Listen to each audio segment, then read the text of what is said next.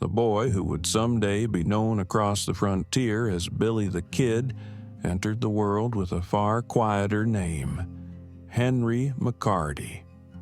Long before gunfights, horseback escapes, and dime novel legends, he was simply a thin, bright-eyed child wandering the cramped alleys of New York City. In those days, the city swallowed the poor whole. It had no patience for fragile people, and Henry's family was nothing if not fragile. His mother, Catherine McCarty, was a soft-spoken Irish immigrant with tired lungs and the kind of determination only single mothers possess. She worked as a laundress, her sleeves rolled to her elbows and raw soap biting at her skin. Her two young sons, Henry and his brother Joe, followed her like ducklings, often sleeping in rooms that weren't really rooms, tiny flats carved into decaying tenement buildings where the windows stuck shut and the pipes dripped like restless ghosts. Henry never had the chance to be a carefree boy. Even before he was 10, he had learned to dodge trouble, charm strangers, and wriggle out of danger like a cat. The streets raised him in small ways: how to run when gangs spilled out of saloons, how to keep quiet when adults argued over things he didn't understand, how to make himself small when the landlord came knocking. But what defined his early life most wasn't fear. It was his mother's laugh. Even when her cough rattled her ribs, she found ways to smile at him. "You're a good boy, Henry," she'd whisper, brushing his hair off his forehead, "and you'll make something of yourself yet.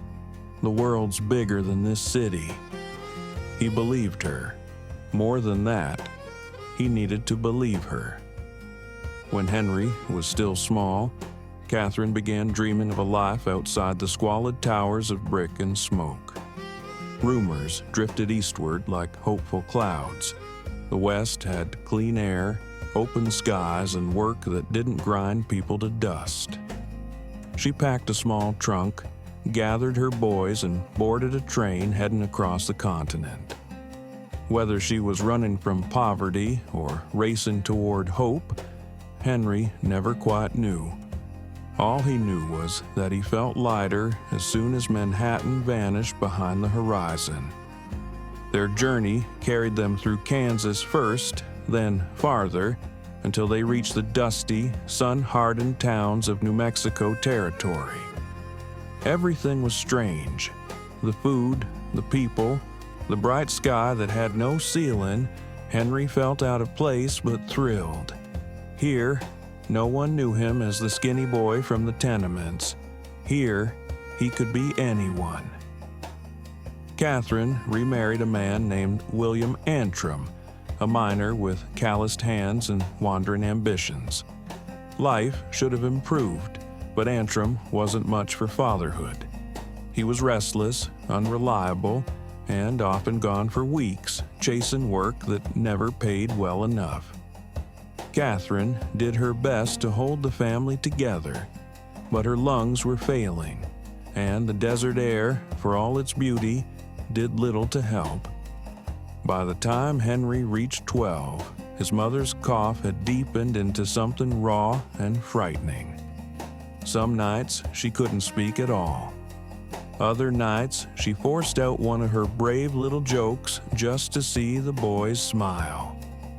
Henry pretended he wasn't scared. After all, he was the older brother now, but fear shadowed every step he took. They settled for a time in Silver City, a place where miners overflowed the taverns and dust clung to every surface.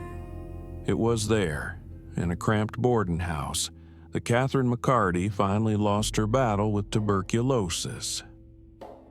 One morning, Henry woke to the sharp stillness of a room where breathing had stopped. He was 14. The world collapsed quietly around him. No gunshots, no shouting, just an empty bed and a grief so heavy it nearly crushed him. His stepfather Antrim drifted almost immediately, leaving Henry and Joe to fend for themselves. At first, they tried to stick together, but Silver City wasn't kind to orphaned boys. They were separated, Joe taken in by a local family. Henry left to scrape by however he could. Henry didn't become an outlaw overnight. In the beginning, he was just a polite, clever kid who smiled easily and never meant harm. He ran errands for shopkeepers, fetched water, swept floors at the local hotel. The town folk liked him. Many later said he was the last boy they'd ever expect to turn to a life of crime. But Silver City had a way of wearing down good boys. He lodged with a widow named Mrs. Brown, who kept him fed and sheltered as long as she could. Poverty pressed in from all sides. He owned one decent shirt, washed until the fabric thinned. He couldn't afford proper shoes. He was a hungry kid in a hungry town. Then came the day everything changed. Henry fell in with another teenager, a troublemaker named Sombrero Jack, a lanky, good-for-nothing drifter with a grin full of bad ideas.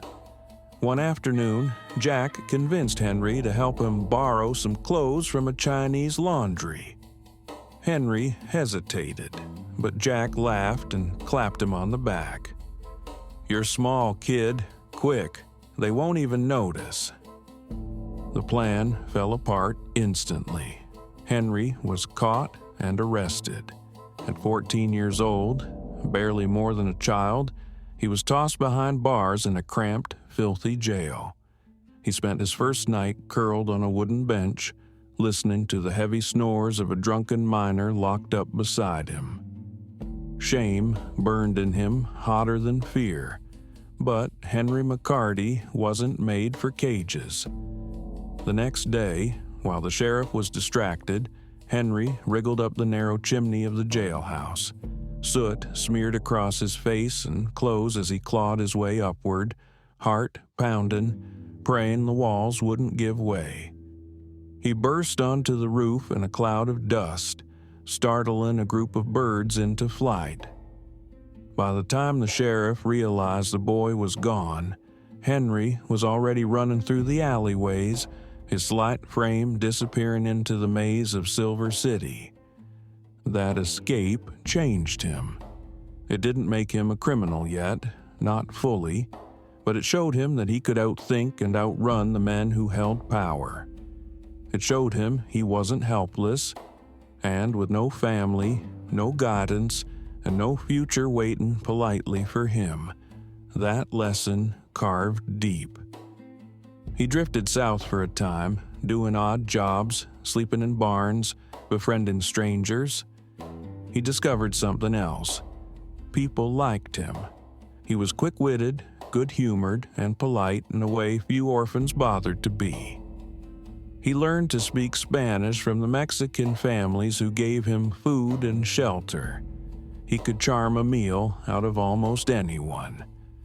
But charm didn't fill his pockets. The West was a place where every man carried a gun, not because he wanted trouble, but because trouble didn't ask permission. Henry learned to shoot out of necessity. A ranch hand taught him how to draw, how to aim, how to breathe before pulling the trigger. Henry took to it with startling natural ability. Guns felt like extensions of his hands, tools he understood instinctively. Still, he wasn't violent. Not yet. The boy who would one day be feared across the territory was, at 15, still soft around the edges. A lonely teenager trying to survive in a land that demanded men's courage from boys' hearts. Fate, of course, had no intention of leaving him alone. For all his charm and skill, Henry seemed to carry bad luck like a shadow. Wherever he drifted, trouble drifted too. He found temporary work in Arizona, spent nights in dusty saloons, made friends, and lost them. One evening, after a gambling session that emptied his pockets, He found himself arguing with a local blacksmith named Frank Windy Cahill. Windy was a large, mean, drunk of a man, and he hated the skinny, sharp-tongued youth who talked back. The confrontation escalated quickly. Windy grabbed Henry, threw him to the ground, and punched him until the boy's vision blurred. Desperate, terrified, and pinned under a grown man's weight, Henry managed to pull his revolver. The shot echoed through the saloon like a lightning crack. Windy Cahill staggered back and fell. Henry hadn't meant to kill him, but intentions meant nothing in frontier law. He fled the scene before anyone could decide whether the killing was self-defense or murder. That night, at 16 years old, Henry made a choice that severed his past from his future. He stopped being Henry McCarty. He adopted a new name, William H. Bonney. It wasn't the name that would make him famous, but it was the first step toward the legend. Billy the Kid was being born, slowly, painfully, through fear, flight, and necessity. As he rode into the night, the stars scattered across the sky like cold sparks. He had no idea that the world was watching the rise of an outlaw who would haunt American history forever. All he knew was this: he had nowhere to go but forward, and no one but himself to rely on.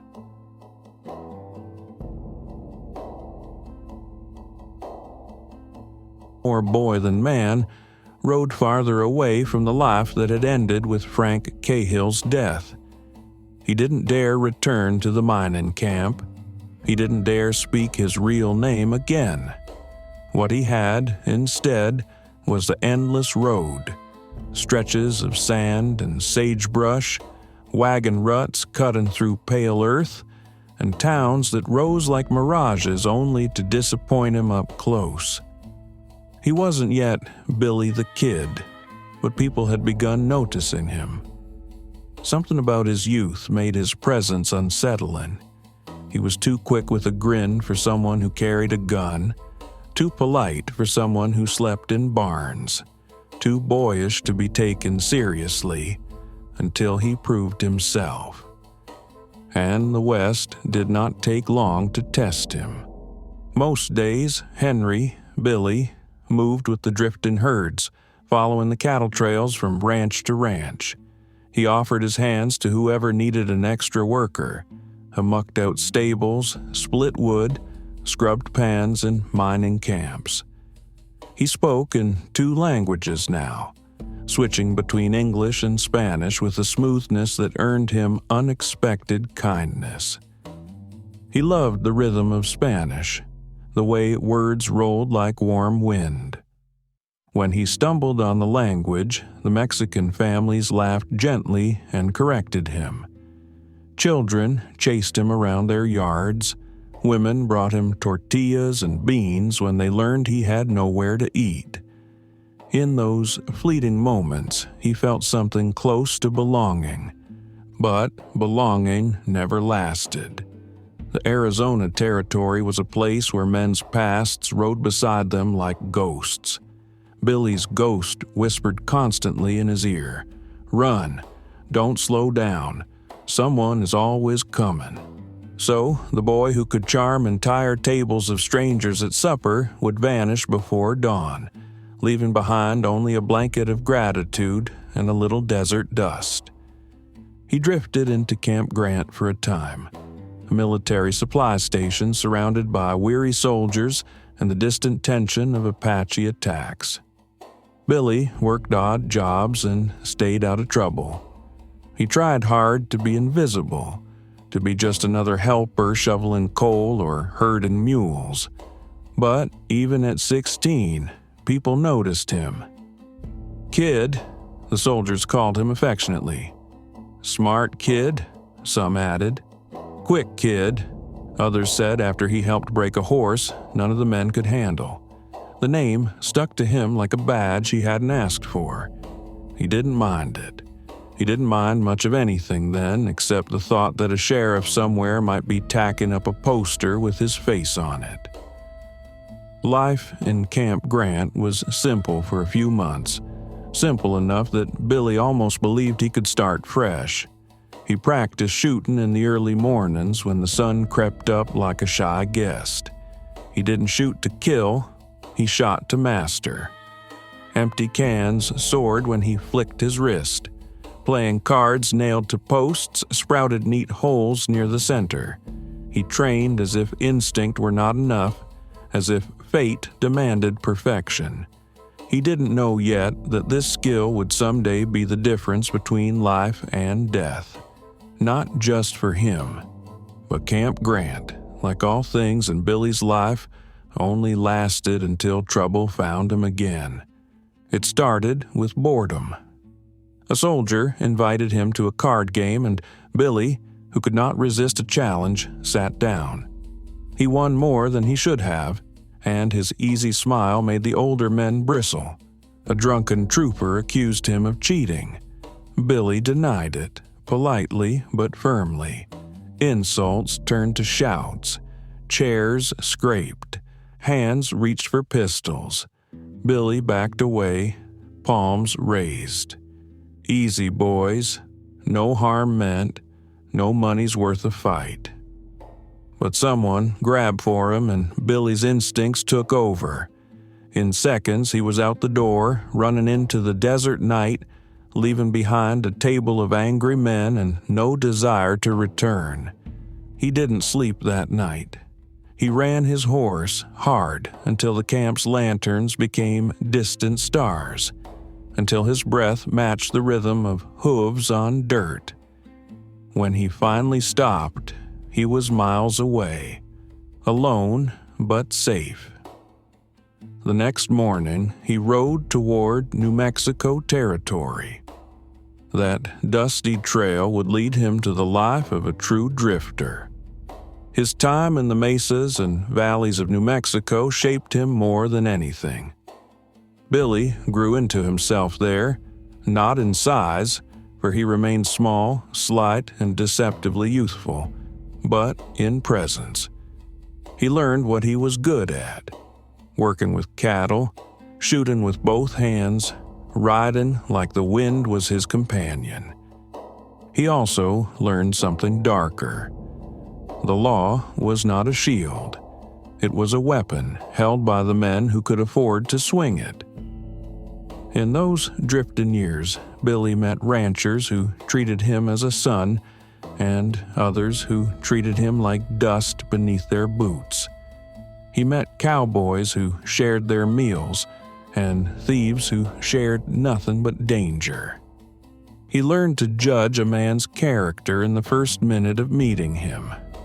He learned to smile often, because a smile disarmed more enemies than a revolver. He learned to move quietly, because silence helped him survive. He learned to lie when he needed to, because truth was a luxury of men not being hunted. Every town he entered seemed the same: a main street with a saloon leaning sideways from too many drunken nights, a general store with dried goods stacked to the ceiling, a blacksmith banging horseshoes with no interest in making conversation. And every time Billy walked into such a place, he felt the eyes on him. Who was this kid, skinny as a twig, wearing a hat too big for his head, with a grin that felt both harmless and unsettling? Why did he carry himself with such careless confidence? Most people underestimated him. Billy learned to let them. Months slid into years. Billy had become a wanderer now, not because he chose to be, but because life had pushed him that way. He had no home, no family, no future except what lay in his gun hand and his wits. But even drifting stones find places to rest, and Billy found one man who would change everything for him: John Tunstall. Before they met, Billy spent time in the Pecos Valley, working for ranchers who liked his energy and shrugged at his questionable past. His reputation was small then, barely a whisper. He was a good worker, polite, trustworthy when it mattered. He never drank too much, never boasted, never caused trouble unless trouble came for him first. One evening, while working cattle for a rancher named Charlie Boudre, Billy met a group of men who would become the closest thing he'd ever have to a family. They were young, spirited, loyal in the way only outcasts can be loyal.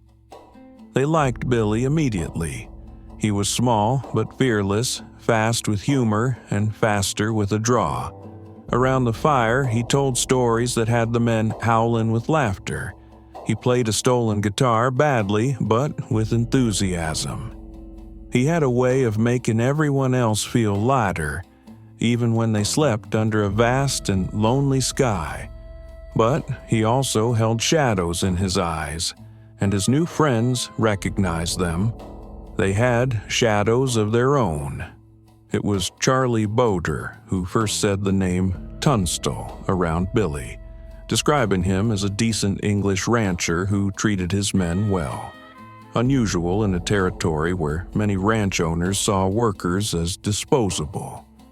Billy didn't know then that this Englishman would reshape the path of his life. All he knew was that he was tired of drifting. He was tired of sleeping in barns and riding until his legs numbed. He was tired of running from the echo of his own mistakes. The idea of steady work, honest work, started to feel like salvation. He didn't yet understand that New Mexico was boiling with tension. The Lincoln County War was about to swallow the territory whole. Powerful men poised themselves for violence. Corrupt businessmen sharpened their knives. Every choice Billy made in the next year would push him deeper into conflict. But he didn't know any of that yet. When he rode toward Lincoln County, he thought he was heading toward a new beginning. He had no idea he was riding into a storm. Before he reached Lincoln, Billy lived briefly in the town of Roswell, not the alien town it would someday be, just a quiet settlement then. The sheriff there briefly arrested him after someone recognized him from Arizona. But Billy charmed his way out of captivity again. He spoke politely. He used humor like a shield. The sheriff, seeing nothing but a scrawny kid with a quick smile, let him go with a warning. This would happen many times in Billy's life. Men underestimated him so thoroughly that they rarely understood how dangerous he could be when cornered. Still, Billy wasn't dangerous by nature. Not then. Not yet. He simply wanted to live. And living in the West meant riding, moving, drifting like wind over the desert. By the time Billy finally rode into Lincoln County, he was older but still unmistakably young. His face was smooth, his eyes were bright, his hat was worn. His revolver hung comfortably at his hip like a familiar friend. He was still looking for purpose, though he didn't know how to name that longing. He was still hungry. For food, for belonging, for something ahead that felt more solid than the dust behind him. And in Lincoln County, he found it. He found a rancher who treated him not like an outlaw, but like a man. He found work that gave him pride. He found friends who rode beside him with loyalty deeper than blood. He found a fight that would make him a legend and cost him everything. But on the day he first shook hands with John Tunstall, Billy the Kid was just a drifting teenager with a borrowed name, a hopeful smile, and no idea how quickly life was about to change. Lincoln County was the sort of place the desert swallowed whole. dry plains stretched out in every direction, dotted with low shrubs and stunted trees that clung to life out of pure stubbornness. The town itself was a thin spine of buildings strung along a dusty road. A saloon, a general store, a few homes, and the unmistakable headquarters of powerful men whose reach extended far beyond what the eye could see. To most drifters, Lincoln was another stop on a long road, but to 16-year-old William H. Bonney, it felt like arriving at a threshold. He wasn't Henry McCarty anymore. He wasn't the nameless kid drifting from ranch to ranch. He was someone becoming. And fate was waiting for him in the form of a tall, well-dressed Englishman named John Henry Tunstall. Tunstall's ranch lay just outside Lincoln, a proper spread with grazing cattle, orderly corrals, and buildings painted with the kind of care that suggested pride rather than wealth. Billy had never seen a ranch run with such neatness. Men who worked for Tunstall walked with straight backs and clear eyes. They seemed respected. That alone made the place feel magical. The first time Billy approached the ranch house, he was covered in dust from days of riding. His shirt clung to his back, his hat brim sagged. Most ranch owners would have sent him away without a second glance, but Tunstall wasn't like other ranch owners. Billy watched the Englishman step out of the barn, sleeves rolled to the elbows of a fine linen shirt, hair neatly combed despite the wind. Tunstall had a gentleman's posture, but a rancher's hands, calloused and strong. When their eyes met, Billy braced himself for judgment. Instead, Tunstall smiled. "Well then," he said in a crisp accent that sounded like polished silver, "you look as though you've ridden halfway across the territory without stopping. Are you hungry?" Billy blinked, startled. "Yes, sir." "Then come inside. A man can't work, nor talk about work, on an empty stomach." It was the first time in Billy's life that an employer offered him food before demanding labor. Later, he would remember that gesture the way other men remember the moment they first saw their sweethearts. Over supper, Billy explained, carefully, the kind of work he'd done. He mentioned cattle, horses, shooting, and Spanish. He kept quiet about his outlaw past. Tunstall listened more than he spoke, nodding thoughtfully, occasionally asking a sharp question. He had a way of making the boy feel like his words mattered. "You seem quite capable," Tunstall concluded, "and you're polite. That alone puts you in the top 10% of cowhands I've met." Billy flushed with pride. "You may start tomorrow morning, Mr. Bonney." The title Mr. startled him. No one had ever called him that before. It made him sit up straighter. "Yes, sir. Thank you, sir." "If you're going to ride with us," Tunstall added gently, "you may call me John." But Billy never did. He respected Tunstall too much. Life on the Tunstall Ranch felt different from anywhere Billy had ever been.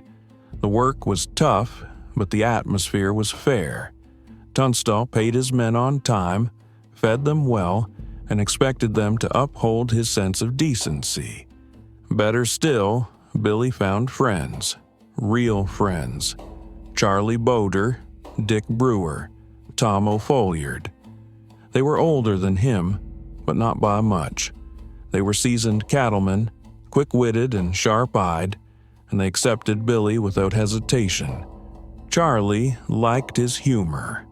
Tom admired his riding. Brewer, the foreman, noticed his shooting and nodded with approval. "Fast hands, kid," Brewer said after watching him practice. Don't ever use 'em unless you have to." "I won't," Billy promised. At that time, he meant it. But Lincoln County was a pot about to boil over, and Billy had just climbed into the steam. Across town stood the empire of Lawrence Murphy and his partner, James Dolan, merchants who monopolized trade, banking, beef contracts, and law enforcement. Their building, known simply as the House, loomed over Lincoln like a courthouse of greed. They controlled nearly every sheriff, deputy, and judge in the territory. Tunstall, new to the region and hopeful for honest business, had refused to kneel to their dominance. This was enough to make him an enemy. Billy noticed the tension immediately. Whenever Tunstall rode into town, men loyal to the house watched him with cold calculation. Their eyes slid past Billy as if he were nothing, a boy, a nobody. He would not remain a nobody for long. The trouble began small. A few cattle stolen here, a shipment of goods misplaced there, anonymous threats delivered crudely by drunken men. Tunstall brushed it off at first. His optimism was as much a part of him as his English accent. "They'll tire of bothering us," he insisted. But Billy sensed something darker brewing.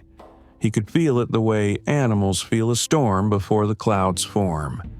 Then came the day Murphy's men tried to seize Tunstall's horses with a fraudulent court order, something crafted by a corrupt justice of the peace.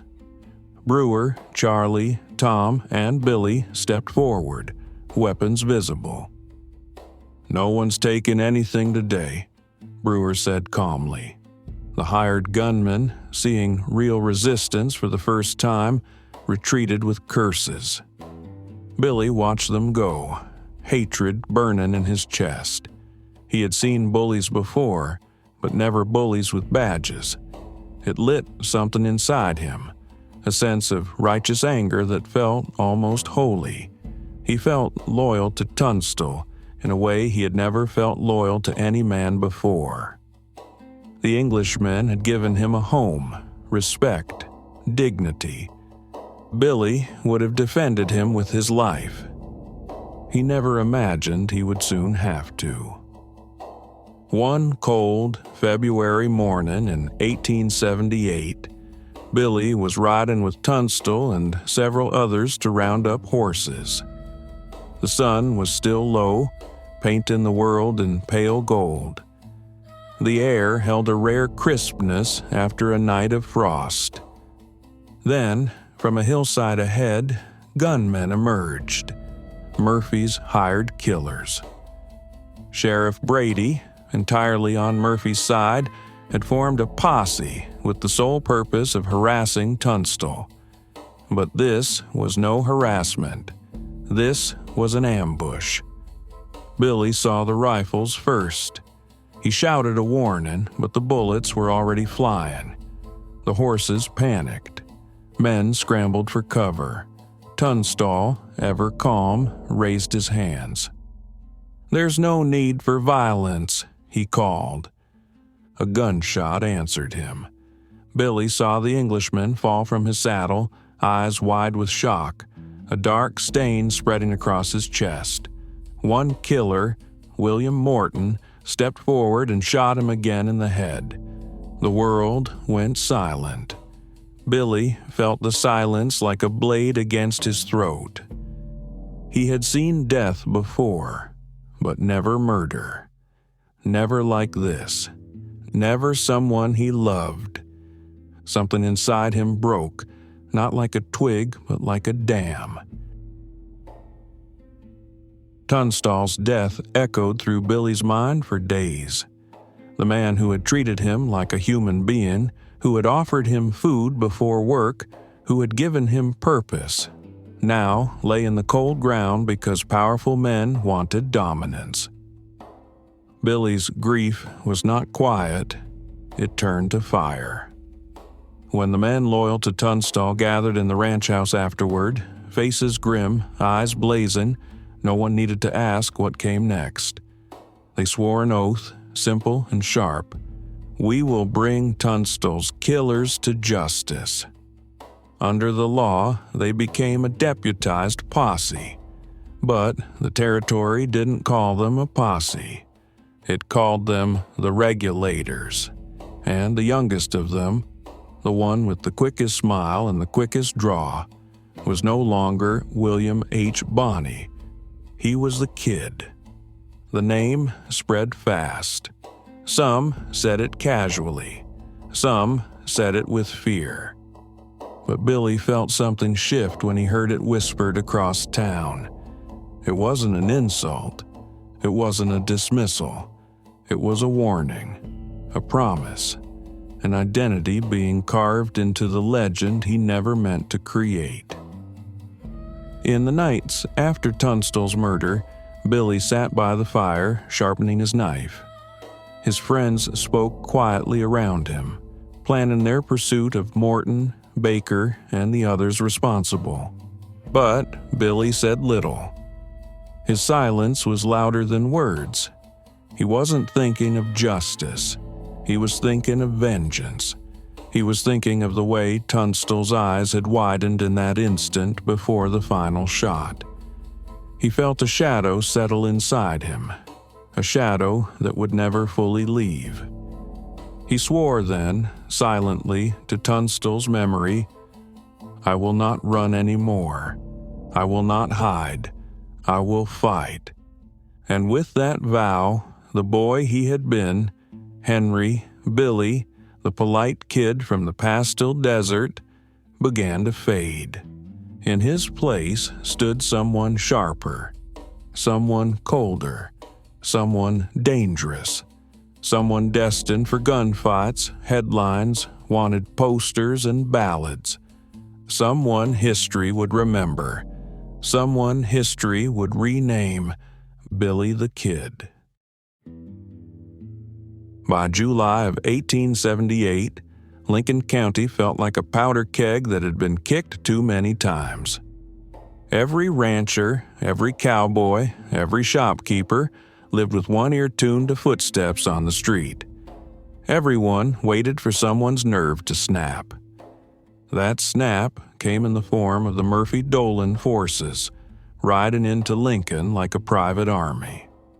Their target was clear Alexander McSween, Tunstall's business partner, moral compass of the anti-house faction, and the man most directly in Murphy's legal crosshairs. Their secondary target was every regulator still loyal to him, including Billy the Kid. And the place it would all erupt? The McSween home, an adobe fortress perched on a small rise overlooking the dusty street. The siege began on July 14th, under a harsh sun that turned even the shadows sharp. Billy stood at one of the upstairs windows of the McSween house, his revolver resting loosely in his hand, watching dust clouds rising from the west. "Riders," he said quietly. Charlie Boder joined him. "How many?" Billy counted. Dozens, maybe more. Behind them, McSween paced nervously. He was no fighter. A lawyer at heart, he kept clinging to the hope that the law, the real law, would intervene and calm things down. Billy knew better. "Mr. McSween," he said gently, "when those men get here, they ain't coming to arrest you." McSween looked like he wanted to argue, but the words died on his tongue. Reality had finally outpaced his optimism. Outside, the cavalry of enemies grew closer. At their head rode Sheriff George Pepin, Murphy's new sheriff, flanked by dozens of armed men, including soldiers who'd defected from Fort Stanton, professional gunmen, and half the county's hired muscle. The house wanted McSween gone. The House wanted to wipe out the regulators, and the House was coming with enough firepower to do it. Billy holstered his revolver and gave McSween a nod. "We'll hold them off." The regulators prepared the house for battle. They barricaded windows with furniture, filled basins with water in case the building caught fire, and positioned rifles at every vantage point. McSween's wife, Susan, moved through the house handing out ammunition with steady hands, though her eyes trembled with fear. At mid-afternoon, the attackers surrounded the house. A deputy stepped forward, holding a white cloth. "Surrender," he called. "If you come out now, we'll spare the women." Billy laughed under his breath. "Kind of them to say." Charlie elbowed him. "Not helping." Billy shrugged. "They ain't here for mercy. They're here to finish what they started." The deputy called again. "McSween, come out unarmed." McSween hesitated.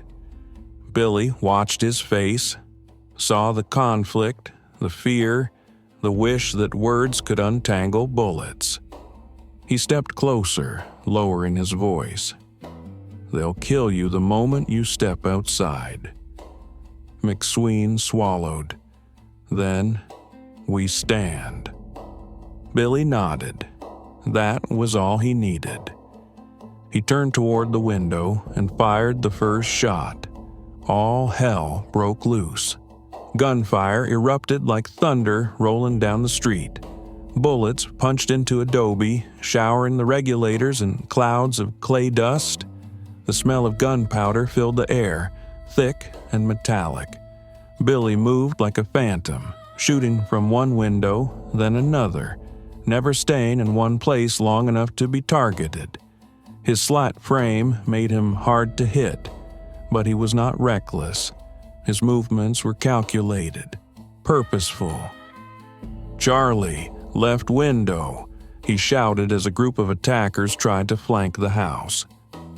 Chavez took position near the back door, firing with deadly accuracy. Tom O'Folliard provided cover fire from the roofline until bullets forced him down. For hours, the regulators held the house like a tiny island of resistance in a sea of gunmen. But the attackers had numbers. They had rifles. They had ammunition. And as the sun dipped low, they brought something else. Fire. Just before dusk, Pepin ordered his men to torch the surrounding buildings, McSween's storehouse, his office, the outbuildings. Flames climbed the walls like living creatures, leaping from roof to roof as if the very air wanted war. Smoke rolled into the McSween home, choking the defenders. Billy covered his mouth with a bandana, blinking against the sting. "They're trying to burn us out," Tom shouted. Susan rushed forward. "The children! God, the children!" Billy grabbed her shoulders. "Ma'am, stay back. We'll get everyone out when the time comes." But he could see panic rising in Tom, Charlie, even McSween. Smoke makes cowards of brave men, and brave men of cowards. For a moment, Billy felt the claustrophobia clawing at him. Then the flames reached the house directly. The timbers groaned overhead as sparks drifted inside through the shattered glass. The regulators coughed, eyes watering. Billy steadied himself. "We hold as long as we can," he said, "but nobody dies in this house, not today." The others nodded, and they fought, through smoke, through heat, through the tightening ring of fire. Night fell, turning the sky black and the flames orange. The house crackled like a giant drying leaf. Attackers shouted from outside, "Burn 'em out!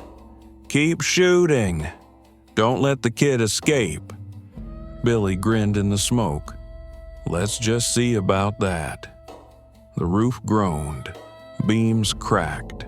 Heat pressed in like a physical weight. Susan McSween and several women and children were ushered out under a white flag. Pepin's men let them go. A small mercy in a merciless night. Now, only the regulators and McSween remained trapped inside. The fire crept across the ceiling. Embers fell like fiery snow. The house was dying, and if they didn't get out soon, they would die with it. Billy wiped soot from his face. His eyes gleamed in the firelight. "Boys," he said, "if we're going out the side. They won't expect it." Charlie coughed. "You sure about that?" "No," Billy said honestly, "but we stay here. We burn."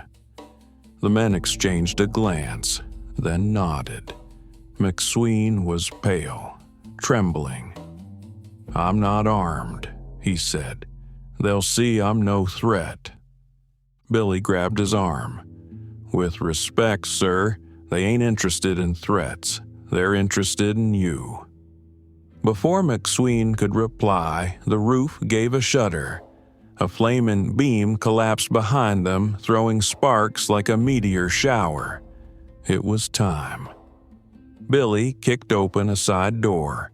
Flames roared behind them, illuminating the night. Billy leaped out first, firing into the darkness to keep the attackers at bay. "Run!" he shouted. The regulators spilled into the open, smoke trailing behind them like ghosts escaping a burning purgatory. Gunfire erupted. Bullets tore through the night. Tom O'Folliard stumbled but kept moving. Charlie Baudry spun and fired back. Chavez y Chavez helped drag a wounded man to safety. Billy moved like a shadow, quick and unpredictable, dodging bullets with terrifying instinct, but McSween hesitated. Behind him, the fire surged through the house like a living beast. Ahead of him, gunmen closed in. He froze between the two. "Alex!" Billy shouted. "Move!" But McSween didn't move. A volley of gunfire ripped through the air. McSween collapsed. Billy's breath caught in his chest. He fired back wildly, rage burning hotter than the surrounding flames. But Chavez grabbed him, pulled him toward the dark alley, dragged him into survival. "Kid," Chavez shouted, "we have to go." Billy resisted for a moment, long enough to see McSween lying still on the ground, flames reflecting off his lifeless eyes. Then he ran. By dawn, the McSween house was a pile of smoldering ash. Bodies were scattered across the dirt, some covered, some not. The housemen strutted through town like victors, but whispers spread quietly through the saloons and adobe homes. The kid escaped. He got out through the flames. He's still alive. He'll come back. Billy hid in the mountains with the surviving regulators, watching Lincoln shrink into a scar on the horizon. His throat burned from smoke. His skin was scraped. His clothes were charred. He felt exhausted in a way he hadn't known possible. But his eyes still burned with the same fire that had consumed the McSween home. He had lost another mentor, another friend, another home, but he had not lost himself, and he had not lost the fight. The regulators disbanded. The war continued, and Billy rode out of the ashes of Lincoln like a man reborn. The legend of Billy the Kid didn't dim after the 5-day battle. It exploded. Because people love survivors, and Billy the Kid had survived hell. The winter of 1879 bled into 1880 with a coldness that seemed aimed directly at Billy the Kid. Frost crept over the plains like a creeping sickness.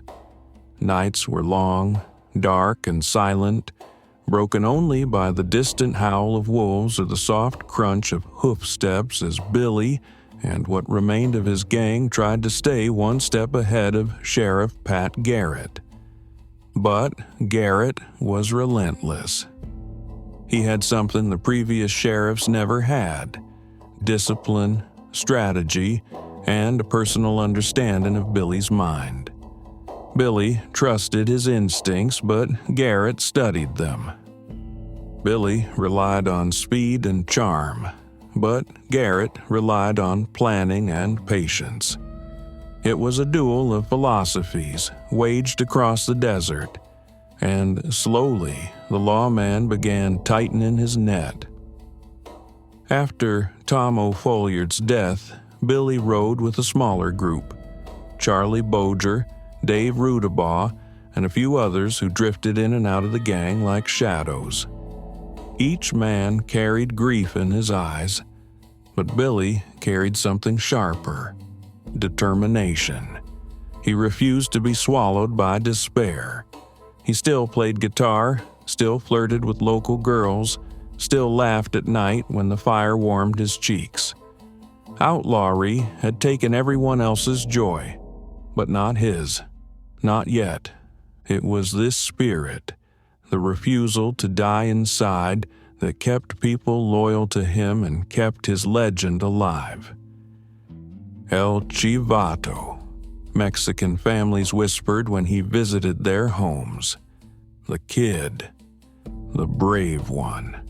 But each warm meal, each night of shelter, each whispered warning that deputies were near reminded Billy of the same thing. He was burning through the last of his luck.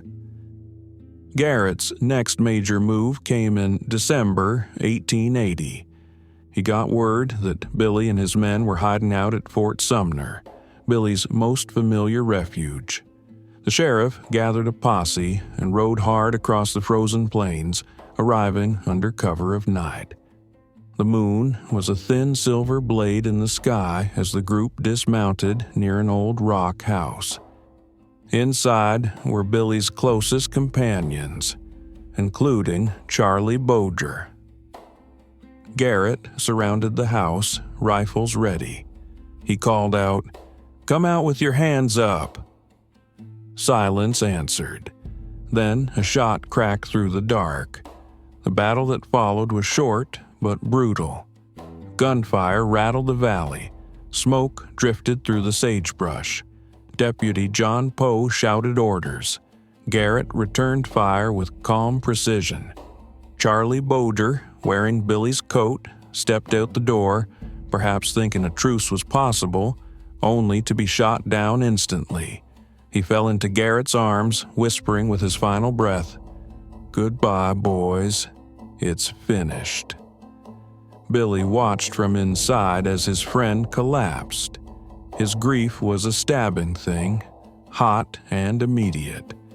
This was no longer a chase. This was no longer a rivalry. This was death by inches. And Garrett was the one holding the blade. Billy and the survivors fled into the hills, running like hunted wolves through a maze of canyons and cliffs. But the posse was too close. They hid in a small abandoned stone house at Stinking Springs. Food was low, powder was low, hope was low. Garrett was closing in. "If we run again, they'll catch us in the open," Rudabaugh muttered. Billy shook his head. "No, we hide. We wait for an opening." But the opening never came. At dawn, the posse surrounded the house completely. Garrett called out, "Billy, I know you're in there." Billy felt a strange calm settle over him. He had been running for so long, longer than any boy should have to run. The walls were closing in. The air grew thinner. Even he could feel that this chase was nearing its end. He whispered a quiet prayer, one he'd learned from the Mexican families who treated him like a son. Then he stepped back from the door. A single shot from Garrett's men killed one of Billy's horses, his best horse, before he could make a break for it. When Billy saw the animal fall, he nodded once. "That's it," he said softly. "They've got us." Moments later, the gang surrendered, and Billy the Kid, outlaw, gunfighter, folk hero, was captured alive.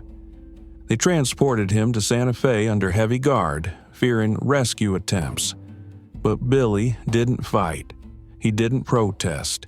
He even joked with one of the deputies about how cold it was. "He's too cheerful," the deputy muttered. "Makes me nervous." Billy smiled.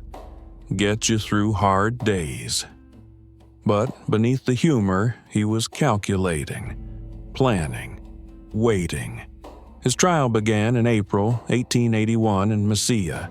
Crowds packed the courtroom, eager to see the infamous Kid. Reporters scribbled notes. Billy sat calmly, his youth shocking many spectators. "He's just a boy," one woman whispered. "A boy who's killed a dozen men," her husband replied. Billy's defense was weak. The court was stacked against him. Witnesses were pressured or bought. The judge, Warren Bristol, had little sympathy for a 19-year-old outlaw. Billy listened to the verdict without blinking. "William H. Bonney, you are hereby sentenced to hang by the neck until you're dead." A murmur rippled through the crowd. Billy nodded. "Well," he said with a half grin, "that's the first time I've ever been hung." Even Garrett looked at him with a mixture of respect and regret.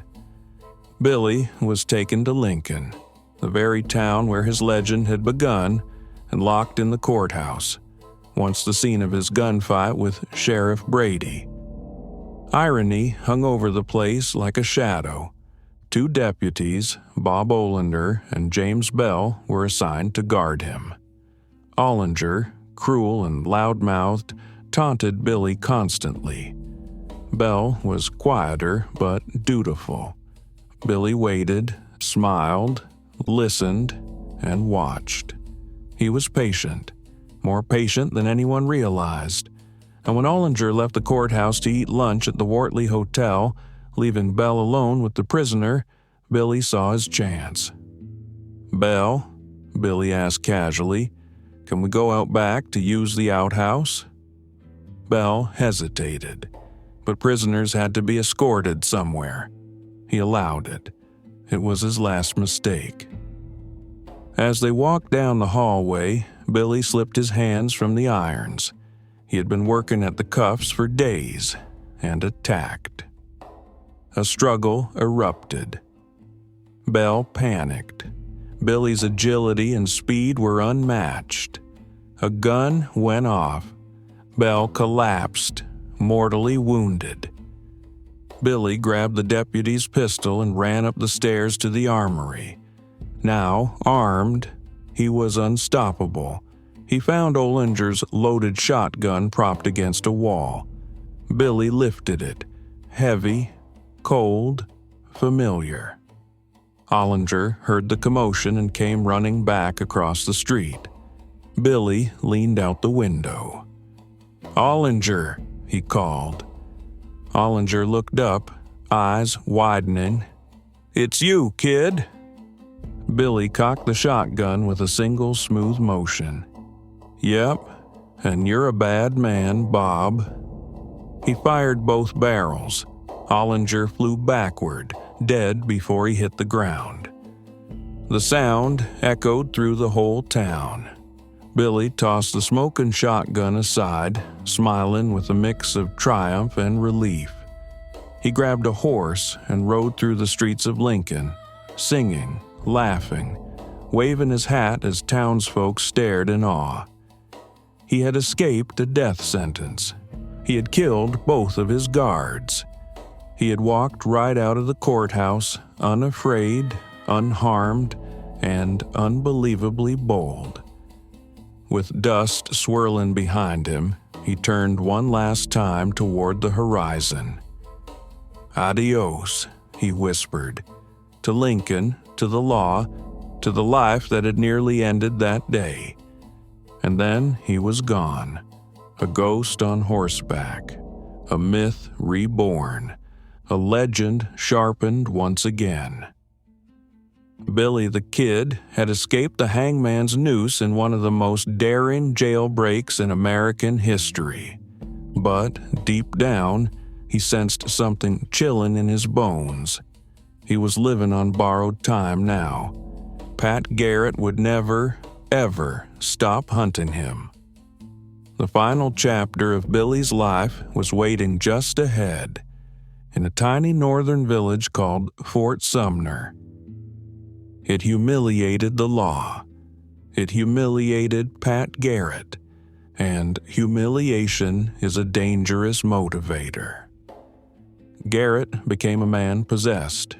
His hunt for Billy sharpened into obsession, cold, patient, methodical. Meanwhile, Billy, free again, clung to the life he understood best, drifting, hiding, laughing when he could, riding when he must, staying alive through charm, instinct, and unbelievable luck. But luck, as every man learns eventually, runs out. Billy made his way back to Fort Sumner, the community that had become his chosen home. It wasn't a fort anymore, just a cluster of adobe homes, corn patches, and the soft hum of life carrying on beside the Pecos River. Fort Sumner felt like a warm blanket compared to the chaos he'd survived. Billy loved its people. They loved him back. He played with their children, danced at their weddings, and spoke their language better than many of the Anglo settlers around him. To the families there, Billy wasn't an outlaw. He was their boy, their protector, their friend. Mi hijito, old Senora Ruiz called him, my little son. But even in this refuge, shadows moved at the edges of the light. Two of Billy's closest friends, Tom O'Folliard and Charlie Boder, were dead. Most of the regulators were scattered or in hiding. The war had ended, but the bitterness had not. And Garrett, backed by political power, newspaper applause, and the governor himself, had every reason and every resource to keep hunting. Billy knew this, yet he stayed, because Fort Sumner was the last place where he felt human. Billy spent his final weeks drifting through the village in a quiet rhythm. He worked now and then on the Maxwell Ranch, owned by Pete Maxwell, a quiet young man with a complicated relationship to Billy, distrust mixed with familiarity. He visited the old women who insisted he eat more. He flirted with the local girls, especially Paulita Maxwell, Pete's young sister, whom many believed Billy was in love with. He raced his horse along the riverbanks, laughing like a boy. He played guitar at night, singing ballads softly beneath the desert stars. Sometimes he spoke of escape, Mexico, perhaps, or California, but he never left. Maybe he believed his luck would turn again. Maybe he believed Garrett wouldn't find him. Or maybe, deep down, he was simply tired of running. Even legends get tired. While Billy rested, Garrett gathered information like a spider spinning a web.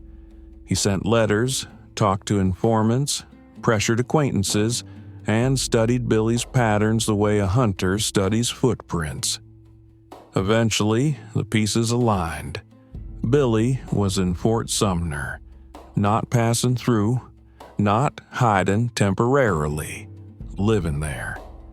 Garrett saddled his horse, called for deputies John Poe and Kip McKinney, and rode toward the village in the sweltering heat of July 1881. It would be their final journey together. Garrett arrived outside Fort Sumner on the night of July 14th, after sundown. The moon was high, bright enough to cast faint silver shadows across the sand. The air was still, the kind of heavy stillness that comes before a storm. He dismounted near the Maxwell Ranch house. "Stay back," Garrett told his deputies. "If the kid's inside, he'll recognize you." Poe frowned. "You sure he won't recognize you?" Garrett didn't answer. He walked toward the house alone. Inside, Pete Maxwell lay on his bed, half asleep, recovering from illness. The house was dark. Only a faint lantern glow flickered through the hallway. Garrett stepped softly into the bedroom, closing the door behind him. "What is it?" Pete whispered, startled. Garrett leaned close. "Pete, I'm looking for the kid. Where is he?" Pete stiffened. Before he could answer, footsteps crunched outside in the dirt. Light, swift, familiar, Billy. Moments earlier, Billy had been at a nearby house, eating a late meal. The Ruiz family told him that two unfamiliar men had been seen near the village earlier that evening. Billy frowned. He wasn't a fool. Strangers meant danger. "Voy ver," he told them. "I'll go see." He stood, adjusted his holster, and stepped into the night. The air smelled of sage and dust. He walked quietly toward the Maxwell Ranch, drawn by instinct, suspicion, and a need to make sure Paulita was safe. He saw horses outside that weren't ranch horses. Something inside him tightened. His revolver hung low at his side, but he didn't draw it. Not yet. He glided across the yard, feet silent in the sand. Billy had always moved like a ghost. Tonight, he moved like a spirit caught between worlds. He stepped into the long, dark corridor of the Maxwell house. The air was thick, still, wrong. He pushed Pete's bedroom door open. "Quien es?" he asked softly. "Who is it?" He took a step inside. He sensed movement in the dark, a shape near the bed. He tensed. "Quien es?" he repeated. Garrett, heart hammering, recognized the voice immediately. Billy the Kid. He raised his gun. "It's me," Garrett said. A gunshot split the darkness. Billy gasped, a sharp, surprised breath. He collapsed onto the bedroom floor.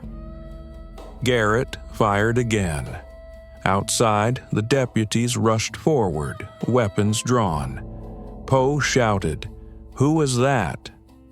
Garrett answered, voice low, almost shaken. "The kid. I think I got him." Dawn came slow and red. Women from the village cried openly. Men stood with hats in hand.